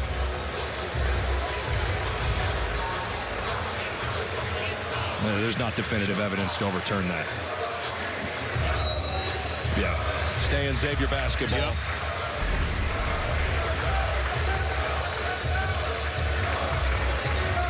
This ball's got to go to Najee Marshall. And Najee's your leading scorer. He's your guy. I like Marshall off a ball movement, penetrating into the lane. All right, here we go. 1:35 left. Marshall gets the ball, and it's going to the basket. And got fouled, where he has struggled tonight. Marshall on the year, a 73% free throw shooter, but just 1 of 4 from the line. And just cleared out one side of the floor. The whole left side of the floor was cleared out, and Marshall was able to attack it. And Brendan Bailey is just fouled out of the game for Marquette. That's important. Because not only because Bailey stretches the floor as a shooter, but he's also got some size. He's the bigger player for who's coming in for him. Samir Torrance is coming in, a freshman who's only 6'3". So now all of a sudden rebounding becomes problematic for Marquette. So it's a double blow. You have a harder time rebounding, and you lose a shooter offensively, so there's not going to be as much room to drive for Kobe McEwen.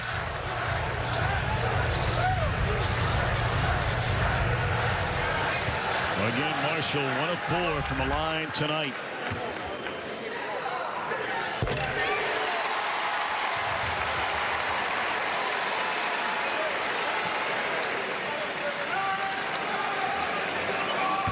A chance to tie it up. Clutch.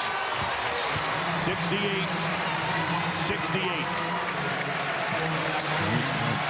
Kobe McEwen has to see multiple white jerseys when he's got the rock. That looks like some zone from Xavier. Switching things up. Now rebounding can be hard out of the zone. Kane got flattened by Scruggs there. Way outside. And Adam now with a fresh 20. I guess that caught a little bit of iron. Well, rebounding once again out of the zone's the issue. So a timeout by Marquette. Under a minute to play. 16 on the shot clock. I mean, what Kobe McEwen has done here tonight is just staggering. He had 2 free throws in the entire game until we got to 2 minutes left in the game. Kobe McEwen, I know he spells his name different than Kobe Bryant with a Y instead of an E, but he's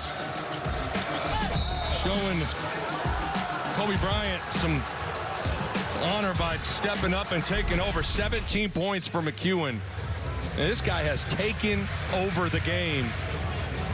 And so now, after the offensive rebound kick out, be interesting to see if Xavier wants to stick with the 1-3-1 or they want to go back man-to-man. So if you're Steve Wojciechowski, you probably have to have two plays called. If it's man or if it's zone. All I know is you're probably going to want to have the ball in Kobe McEwen's hand. Seton Hall going to 8-0 on the year, winning its 10th in a row earlier tonight right here on FS1 in a tight one against DePaul. Villanova's only loss is to Marquette. Yeah, and you're starting to see tiers kind of start to emerge, right? Seton Hall, Villanova, and there's kind of that jumbled. Yep. Providence, Marquette, Creighton, Butler, and both these teams. Xavier's trying to move their way up. Marquette's trying to not fall back. They're all big this time of year, but this is a big one for the X-Men. Especially you're at home. Marcus Howard took a shot to the nose at the 12-minute mark of the second half, so he's been out. And 4 of your next 5's on the road. Yeah, this is huge. Well, there's no doubt. I mean, look, a lot of strange things could happen, but knowing who you have to play and where you have to play him, and even a home game against Villanova, who Xavier's had a terrible time with, even through some great teams and some great seasons here for Musketeers basketball. This is a game they just have to have. Well, let's see what Xavier wants to do defensively. But Torrance, not a good shooter. Theo John, not a good shooter. You got to have multiple guys helping those driving lanes when McEwen's attacking. Looks like the X-Men are man.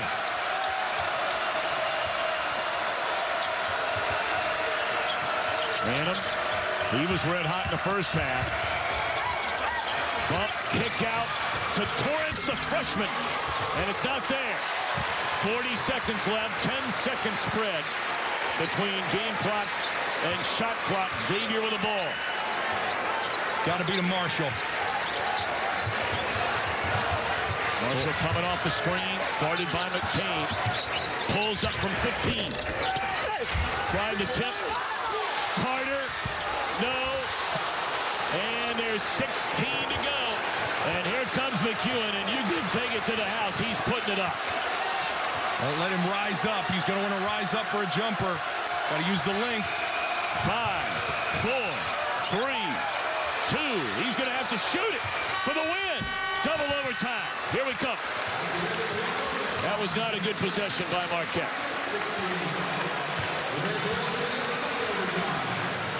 It was clear that McEwen wanted to shoot a rhythm jumper. And good job by Xavier to crowd McEwen. Yeah. A night in the Big East. Goodness. You take another look at it. Here, McEwen's hit big shots from 3. And I think what he wanted was to find a jumper. He bobbled it. And then Marshall does a good job. Watch how he loses the ball, and that makes it so now he's stuck, and he doesn't have enough time to make a pass. How about this one? I was getting ready to ask you the same thing, partner. How about this game here tonight? Incredible. Marcus Howard goes out of the game. All the momentum in the world was on Xavier's side, and both teams have just clamped down defensively. And it is a war in the lane right now. Every single shot and point is tough to get. I just don't think you can say enough about what Marquette has done here in this game, because totally agree. When Howard left the game, you pointed it out so accurately at the time. I mean, they looked completely lost in the woods on offense without him. And it took them a long time. But then it was McEwen who all of a sudden scored the final 8 in regulation, scored all their points in OT. And here we are headed to double overtime from the Cintas Center. He's Nick Bob. I'm Tom Brenneman. What a game. Marcus Howard will not return. I'm sure they are x-raying his nose or perhaps even checking for a concussion in the Marquette locker room. Here we go. John and Jones. And the official spread these guys out. Those are two strong men. Again, Brendan Bailey's fouled out, so that takes a shooter off the floor. You have to be ready to help off penetration when Annam and McEwen try to get into the lane. I mean, you got to believe if it's a stick back, that's the only way that somebody else besides Annam or McEwen is going to shoot the ball, right? Agree. Nearly a takeaway. Shot clock at 5. Kane looking for McEwen, and he's looking for the shot from downtown. And Annam got the rebound. I mean, bodies flying all over the floor. And I think they're going to call foul on Xavier. Well, that's two 50-50 balls that Sakar Annam comes up with. One right in front of the bench, and the other one on an offensive rebound. And again, when you're a little offensively challenged, you got to find a way to make it back. And multiple guys going to the deck. Well, that's great effort from Sakar Annam.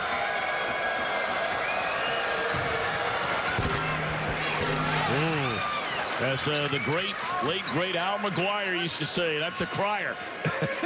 In there from Annam.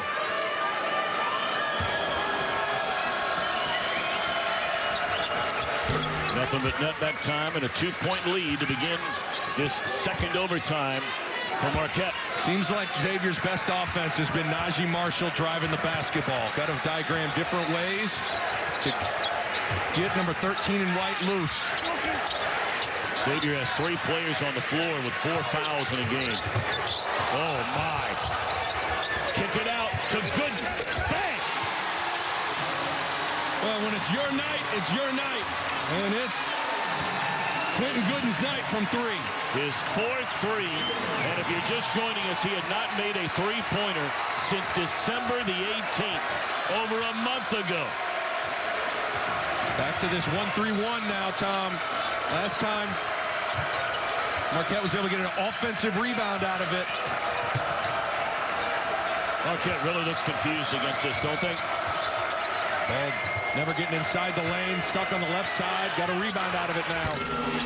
Off the mark, battle for the rebound. Looked like it was knocked out of bounds by Marquette. It'll belong, wait a minute. They're going to take a look at this, make sure. Well, they let that shot clock 2 possessions in a row there, Nick, run down to nothing, and you're just throwing it up.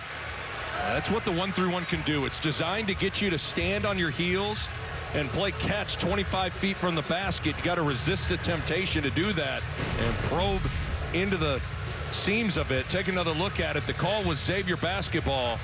Ooh, that looks like it might be Tyreek Jones's ball. Throwing it out. Yeah, and that's the call. And that's the right call. I mean, the crowd can't see the replay, but that is the correct call. So Xavier will likely probably match up man-to-man here, although the 1-3-1 had Marquette really disjointed. Now remember, they will only get 20 on the shot clock because technically it's still an offensive possession for Marquette. Tough place to inbound. Sure is.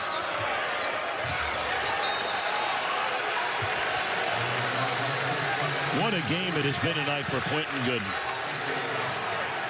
Has been on the bench, injured, but lost his starting job.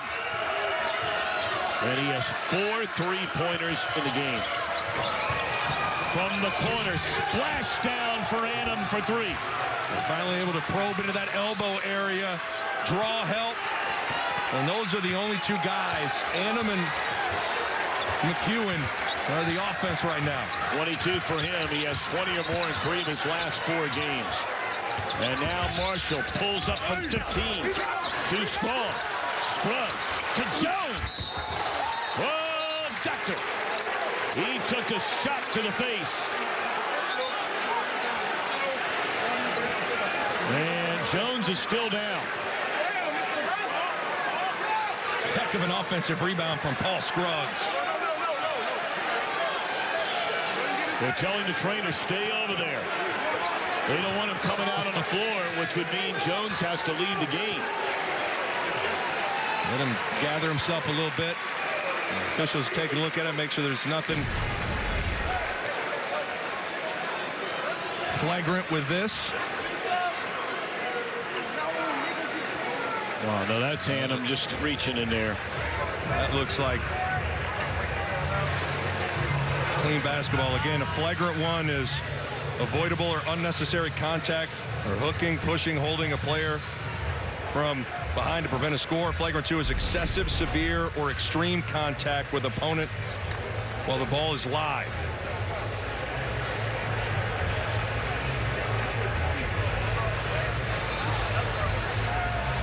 What an unbelievable game this has been here tonight in Cincinnati. Again, that's a man's rebound from Paul Scruggs. Yeah. And just, I think that's nothing. And you're going for the ball. The ball's right by Tyreek Jones' face. Well, we're going to see here. You know, the way the rule is written.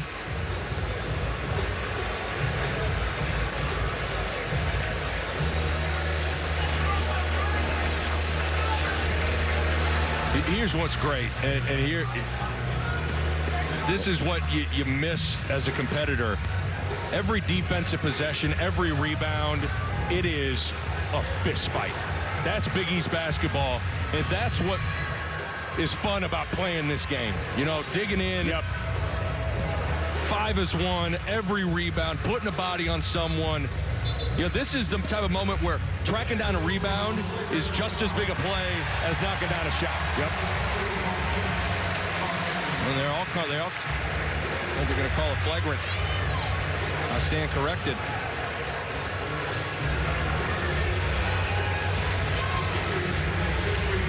So the official going to come over and going to be a flagrant foul on Hannum. Got a flagrant foul on Sakar Hannum. So 2 shots for the Musketeers. And they will choose who they want to send to the line because Tyreek Jones had to lead the game. Jones only 2 of 5 from the free throw line. Carter, meanwhile, is 0 for 2 from the free throw line. But normally he's a good free throw shooter. Yeah, but 82% on the season.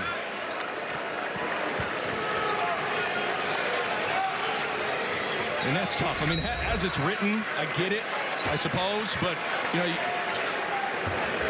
every single loose ball is important. And you're going after a tough one there for Carter.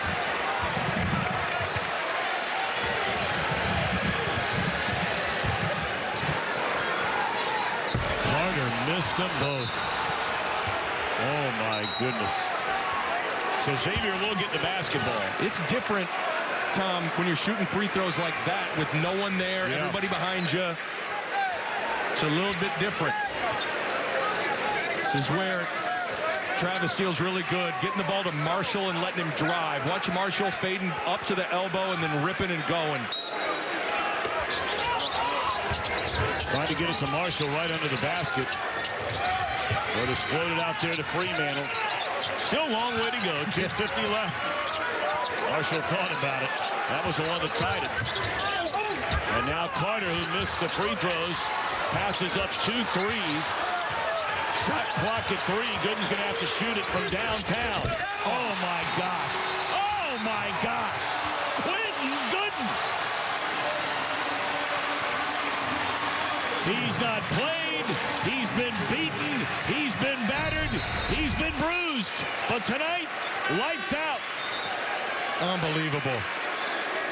Again, 2 for his last 28 heading into tonight. And he's knocking down big shots. There was a flop warning on Sakar Hannum.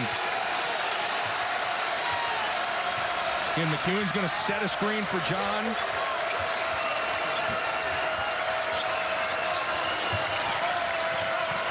Here's McEwen. Crowd wanted to walk. Air ball. And a fight for the rebound. And they're calling a foul on Najee Marshall.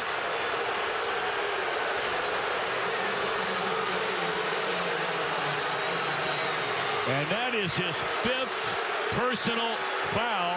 The Musketeers' leading scorer, Najee Marshall. Well, and what the crowd's upset about was, looked like Kobe McEwen traveled, drug his pivot foot. And again, every single rebound right now, Tom, is a wrestling match. That looks like it's pretty clean. But I think what the Boo Birds are more about McEwen dragging his pivot foot and missing a walk.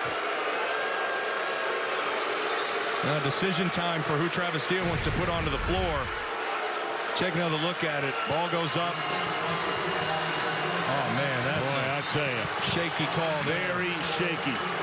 And remember, he was a guy that got whistled for the offensive foul at the end of regulation and then fouled the three-point shooter at the other end in the final moments. So Marshall is gone. And here's John, a 59% free throw shooter, and it looked like it. First time he's been there tonight. Well, right now, based on how that ball came off the rim, if you're Paul Scruggs or Quentin Gooden, you got to make sure you get the shooter on this free throw.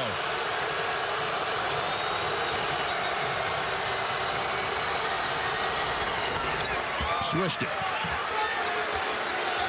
74-74. Well, Najee Marshall was the best source of offense, but he's no longer available. Scruggs, Gooden driving.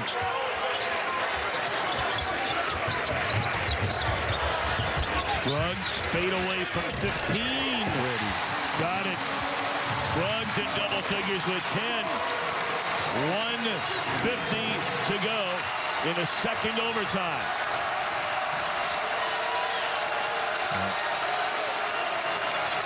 Watch McEwen slipping out of this. Annam to the basket, the right hand, and the gentle kiss by Annam. Ball, strong side corner helps. Got to be in that gap. You got Torrance in that corner. Kiki Tandy's got to be in that driving gap. But that's a heck of a play from Annam. Gooden feeling it. Spin move in the lane. Kick out. Fremantle, the freshman, get a pass on that shot. Scruggs wants the ball. And Kane with a big rebound for Marquette. 1 minute to go. 76 all in our second overtime. Again, if you're Kiki Tandy in the right corner, you got to be in the gap.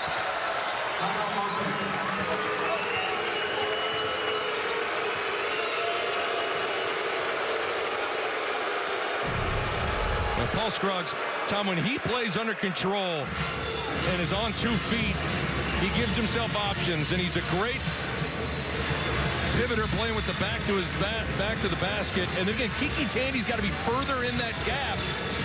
But that is a tough finish through contact, as it's been all Annam and McEwen driving and making plays. Annam and McEwen is right. 24 in the game for Annam, 17 for McEwen, who had 2 points in the game with 2 minutes left in the game. Talk about the foul trouble. Marshall's out. Gooden and Scruggs one away. Actually have liked Xavier's 1-3-1 zone. I thought it's gotten Marquette a little disjointed. Now the hard part's been rebounding out of it. But does Travis Steele want to go to the well one more time and throw a 1-3-1 out there? And certainly Steve Wojciechowski's got that in his mind as well. What a game. Again, the big thing right now is knowing who you're guarding if you're Xavier. Where the shooters are at, and understand you'd much rather see a kick-out 3 for Jamal Cain or Samir Torrance than Annam or McEwen driving and maybe drawing a foul. Those are the two guys that are making things happen. So having defensive awareness of personnel is vital in a moment like this. All right, possession arrow belongs to the Musketeers. Marquette, 1 timeout remaining. Xavier with a pair. Brandon Bailey fouled out already in the game, and McEwen sitting on 4. I mean, you can say, well, there's only 55 seconds left. That's just in this overtime. Lord knows how many of those coming. All right. If you're just joining us and you're looking at the TV and you're saying, oh, man, double OT, you better believe it. Marcus Howard, the nation's leading scorer, was underneath the basket when Zach Fremantle got a rebound and accidentally elbowed him right in the face. Had to leave the game, left the bench, will not return. And Marquette's hanging in there, 12 on the shot clock. Bryce Moore in for Kiki Tandy. Moore was on the all-defensive team in the MAC at Western Michigan. Here comes Adam. Shot clock at 1 for 3. Oh, brother! Are you kidding me? The shots that have been hit in this game by Adam and McEwen are beyond description. A 3-point lead as Adam, a career-high 27 points for this redshirt senior out of Minneapolis. Unbelievable. It's where you talk about awareness defensively. We got to have awareness of the shot clock and crowd as the clock's winding down. But Adam, I said he needed to transform from his usual Robin role to Batman. Put up the bat signal for Sakar Adam. Woo! All right, now, the last time Xavier had a chance to tie the game with a 3, that sent us into overtime, it was Najee Marshall. He's done that 3 times this year. Unfortunately for Xavier, he's out of the game on fouls. Who are you looking for here? Well, Do you have to shoot a 3? No, you don't. Absolutely not. You can extend this game, get a quick 2. But I like Paul Scruggs driving the rock. Could get a handoff here for Gooden. Oh, my goodness. If you're Marquette, you got to look at Wojciechowski. He cannot believe it. He is livid over there that his team would foul to stop the clock and put Xavier on the line. But little fake handoff. Got the defense out of position just enough to grab Jones, because look, Jones going to have a free run of the rim. Unbelievable. Again, poised defensively, so underrated. To a 5 from the line. Oh, my goodness. Xavier in this game tonight, 10 of 24. Yeah, you don't have to look far for what has really been shooting yourself in the foot with. Bryce Moore into the game, a little offense, defense. Travis Steele imploring his team to foul. And McEwen and Adam are the great free throw shooters, and Adam's throwing it in, so sometimes those guys get the ball back. You want to foul Torrance if you can. Yeah, and they do foul him. That'll be Tandy. Torrance has only been to the free throw line 4 times all year long. He's made 3 of them, but he's not been there tonight.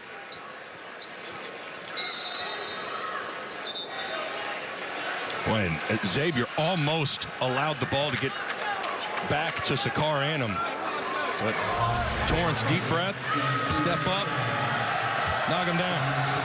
The freshman at the free throw line barely caught iron. Well, take your time. That's what Steve Wojciechowski's saying. Breathe. Take your time. Just rushed it. Again, with how that ball came off, yeah, Quentin Gooden's got to get on the line, because you got to block out the shooter. You got to pinch down. Got to keep John from a back tap here. Hit 1 of 2 3-point game with under 30 to go. Still doesn't have to be a 3 if you're Xavier. Tandy has come back in the game for more. And Tandy can shoot the 3 if they elect to go that route. It's going to be Gooden for 3. In and out. Battle for the loose ball. Marquette has it, and Kane is fouled. 20 seconds, 19-7 left to go. And Kane is on his way to the strike. Jamal Cain, a 63% free throw shooter. But man, Quentin Gooden, I know he's had a heck of a night shooting the ball. Cain has only been to the line 2 times in Big East Conference play. So it's been a while. And nothing but net to make it a 4-point lead. I'm usually an advocate of extending the game, getting twos, playing defense, playing and fouling. And now you're in trouble if you're Xavier. Cain hit them both. Not over yet. 18 seconds to go. Here's Scruggs coming off the double team, splits of defenders, and will lay it in, and Xavier will call a timeout. The good part about that play is that it was slow developing. It took about 9 seconds off the clock if you're Marquette. I mean, the duo tonight of Annam has pretty much done it all night outside of the one big stretch by McEwen. I thought Howard set the tone early by being unselfish and getting his teammates involved, but when Howard went out, it took a while for Marquette to find themselves. And once they found themselves, they found Kobe McEwen and Sakar Annam. And Annam's a guy that has been really consistent scoring the basketball. And sometimes excellence is just an opportunity away. And this was a big opportunity for Sakar Annam and Kobe McEwen with Marcus Howard out to step up. And those two have. And you only wonder what kind of dividends that'll pay for both these young men and this team entirely moving forward. And how long will Howard be out? Well, that's for a later time. Trying to get the ball in bounds right now. And McEwen is fouled immediately. Boy, Theo John set a great screen to free up Kobe McEwen. Well, it's like running into a Mack truck if you hit Theo John. But that stuff, those things matter. You know, screens, little things in the moment. Back-to-back home games against DePaul and Butler. Then you go to Villanova. Marquette beat them at home earlier this year. You go to Providence.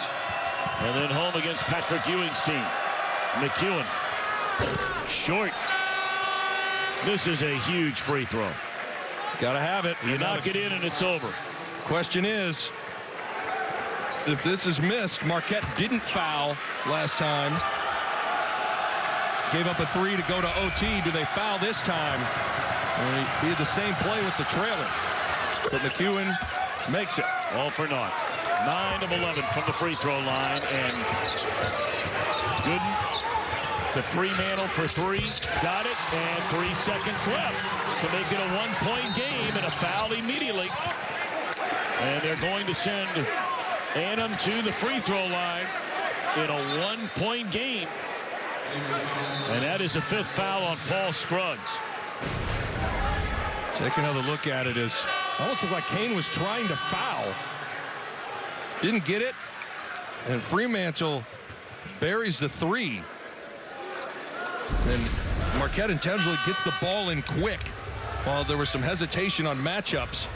And they got the ball to the right guy in Sakar Annam. Scruggs finishes with 12 in the game. Talked about Xavier for the next 5 on the road, including at Seton Hall, DePaul, the home stop against Providence.